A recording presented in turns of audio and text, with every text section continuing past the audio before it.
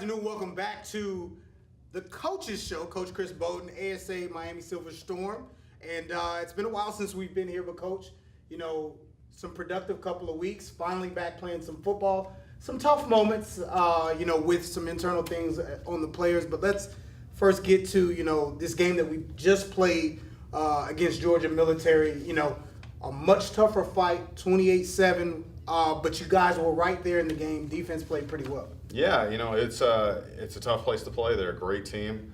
Defensively, offensively, they're a top 10 team. They have one loss, and I don't think they should have lost the game. Our defense played phenomenal. They kept us in the game. They gave us opportunities all game to get the score closer. Offensively, we had some tough sledding. It was tough to run the ball, tough protection-wise. But like I said, the effort from our kids was great. The attitude from our kids was great.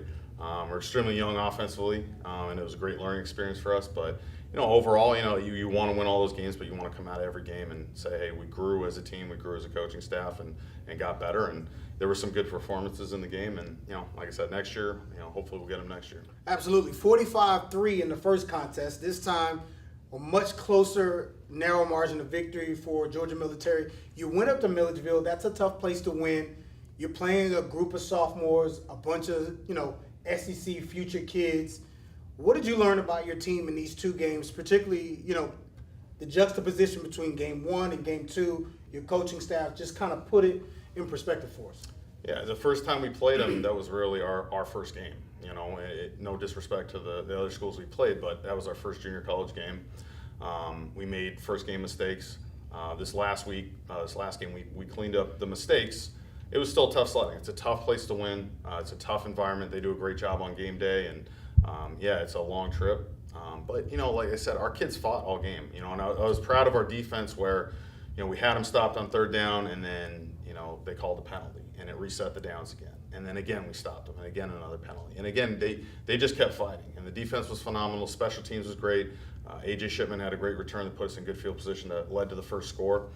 And like I said, they're a great team, and defensively, that's one of the best defenses I've seen at this level. And our kids fought. Our kids they fought. Their effort was good. Their attitude was good. We just came up a little bit short offensively. Great effort indeed, and nevertheless, it took 165 passing attempts for Voshon.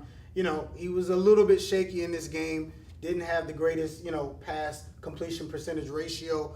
Threw his first interception. But just talk about his maturation process from game one to game two as far as GMC is concerned.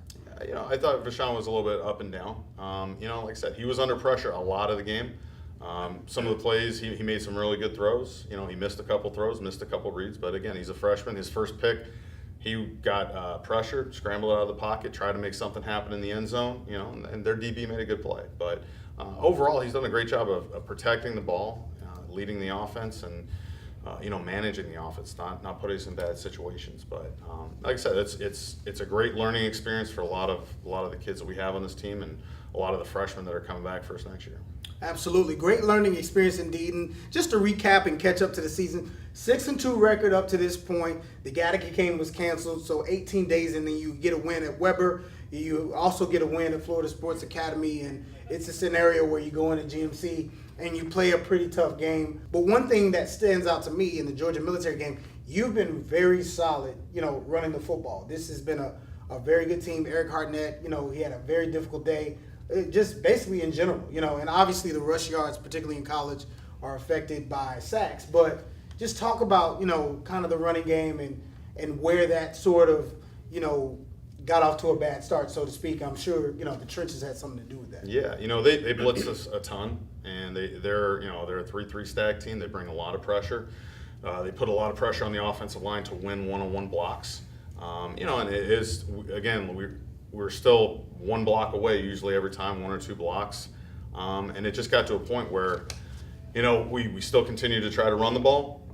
But like I said, they're a good defense, and they adjusted, from us from the first game. That's right. Next year, look forward to another home and home with Georgia Military. And that's going to be a wonderful team to have on the schedule every year, because they're going to be talented. You're going to be able to adjust your rankings by them and really see what you have. Just talk about, the excitement level of, getting a chance to keep them as a cog of your schedule every season, and that commitment to go back and forth between the two schools. Yeah, they're an independent school. We're an independent school. There's not a lot of junior colleges down in the Southeast.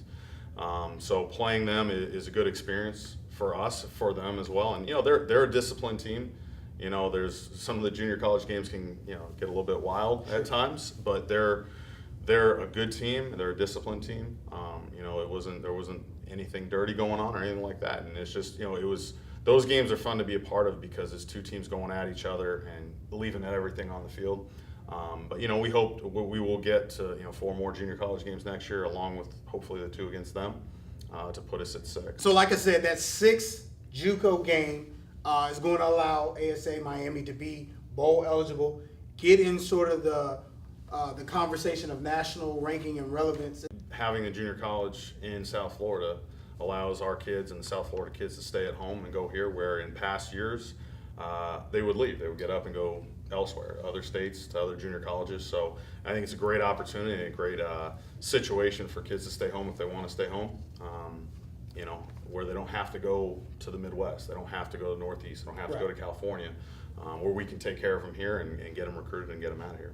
Let's just talk about really here someone that's been a bright spot all season. We've called his name all year, Dhiraj Matthews. This is a kid that, as a linebacker, he definitely has a D1 grade. What has he done for you this year, particularly, and how has he set the tone with his play? He comes to work every day. He shows up to practice. He works hard. He doesn't say a whole lot. He is a leader on defense by example. When something needs to be said, he says it. And every game, he's all over the field. He's making tackles all over the place.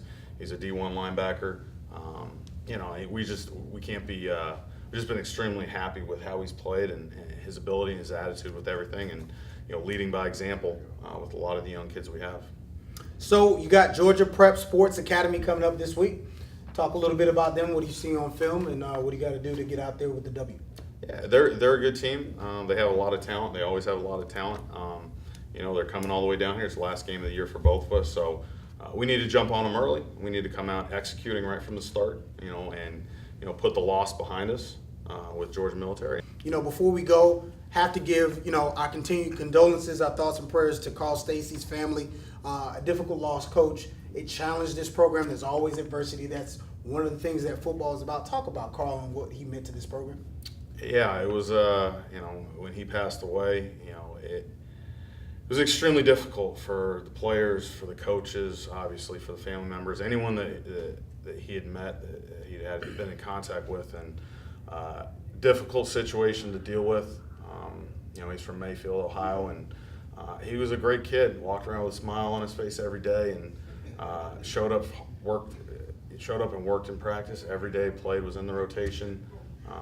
It was extremely difficult. A lot of players, a lot of coaches it's still extremely hard to deal with that. And we just send out our prayers to his family and his friends, and anyone else that he's touched in his life. And it's just, we're going to miss him a lot. Absolutely, a key and a critical part of this program. For Coach Chris Boden, I'm Brandon Odoi, Football Hotbed. Carl Stacey and your family, this storm's for you.